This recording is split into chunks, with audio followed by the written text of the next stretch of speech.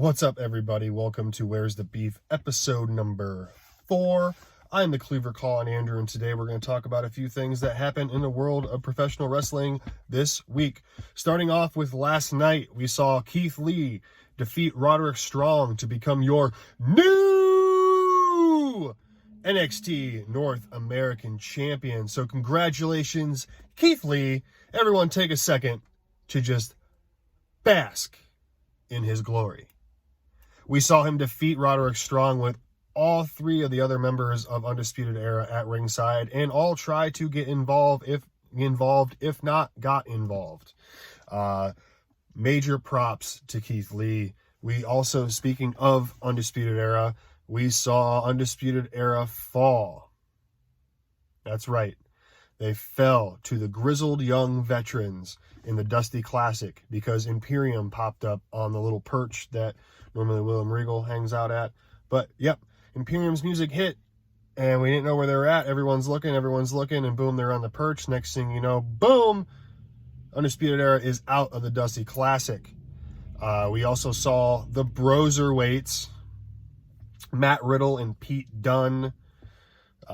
They defeated Imperium, Marcel Bartel and Fabian Eichner in the Dusty Classic. So, next week, we are going to see the Broserweights, Matt Riddle and Pete Dunne, against the grizzled young veterans, James Drake and Zach Gibson, in the finals of the Dusty Rhodes Tag Team Classic for 2020, which I thought was great.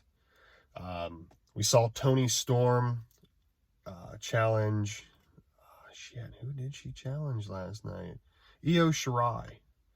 And we saw Bianca Belair get involved in that match because, in Bianca's case, she's number 1 contender. So we're going to see that hopefully play out. I mean, honestly, I see Toni Storm versus Bianca Belair happening in the next couple weeks now because of this, but not for the NXT Women's Championship at TakeOver Portland because Rhea Ripley is going to retain this Sunday. I'm just calling it now. My predictions are coming tomorrow. Me and good brother Chris will be doing them together tomorrow evening. So tune back and check out that. It's going to be a doubleheader of Prime Cuts, Royal Rumble, and Worlds Collide. So tune back in tomorrow evening around probably 11 p.m. Eastern Standard Time. We're on Monday Night Raw this week. All right, so we have new tag team champions on Raw. And it's not the AOP. It's Seth Rollins and Buddy Murphy.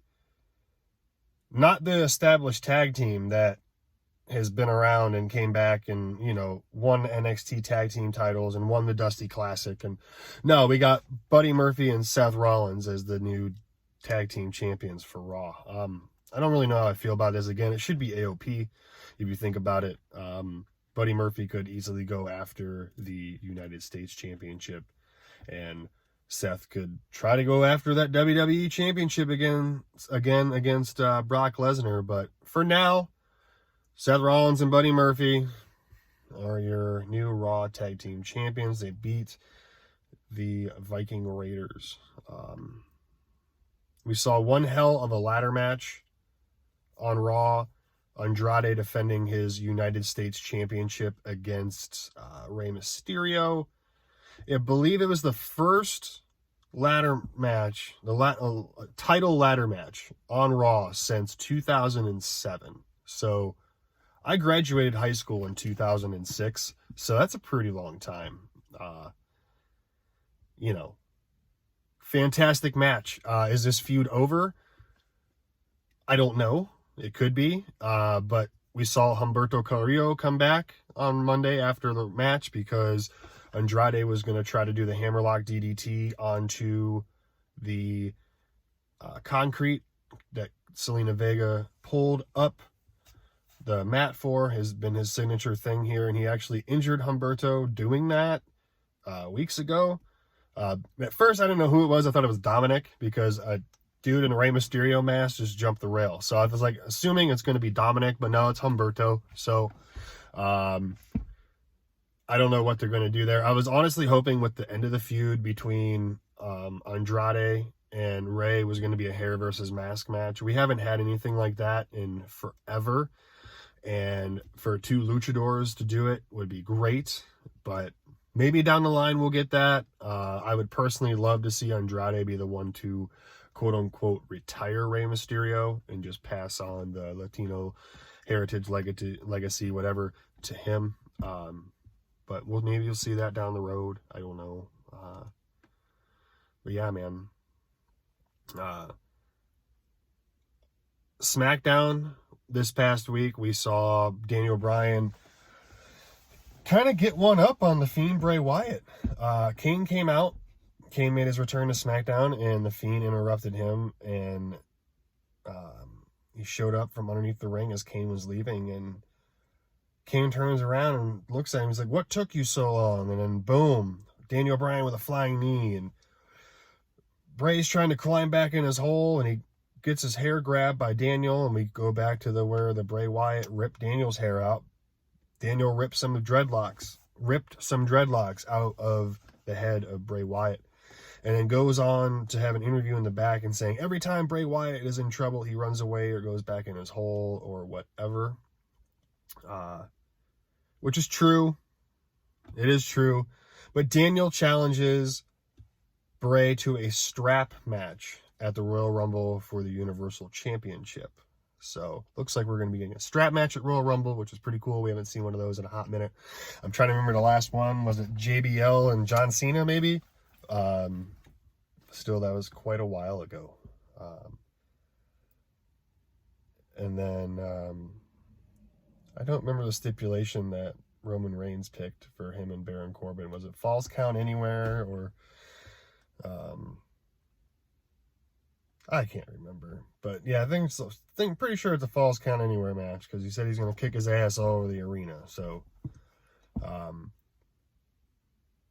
hopefully we see the Usos help out because you know for a fact that Robert Roode and Dolph Ziggler are going to be up Baron Corbin's ass his entire match. So, hopefully we get the Bloodline faction established 100% on this night, but I'm also picking Roman to win the Royal Rumble, so he's got a hell of a night if he's doing a Falls Count Anywhere match with Baron Corbin. But I don't know, man.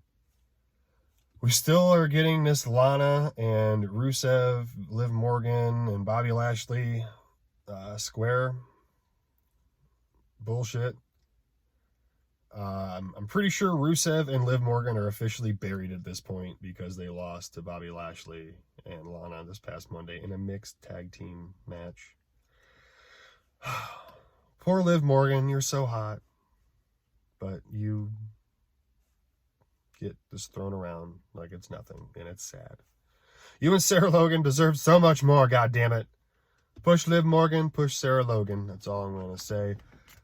Follow all the links below this video to all the great content that is out there, such as Aftermatch Wrestling's YouTube channel, Facebook page, Instagram page, Armbar on Facebook, Noah Foster, Jeff Meacham, NoDQ.com, Chris Mace, all that good stuff. So check all the links out below for everything. You can follow me on Twitter at NoDQ Colin Andrew. Follow me on Instagram at Colin26Andrew. Check back tomorrow night again for Prime Cuts doubleheader with good brother Chris Willis. Yes, California's own good brother is going to be joining Ohio's own Cleaver. So tune back tomorrow. Y'all have a great night. Thanks for hanging out on this Thursday afternoon with me, having some beef. And I'll catch you all on the flippity flop. Peace.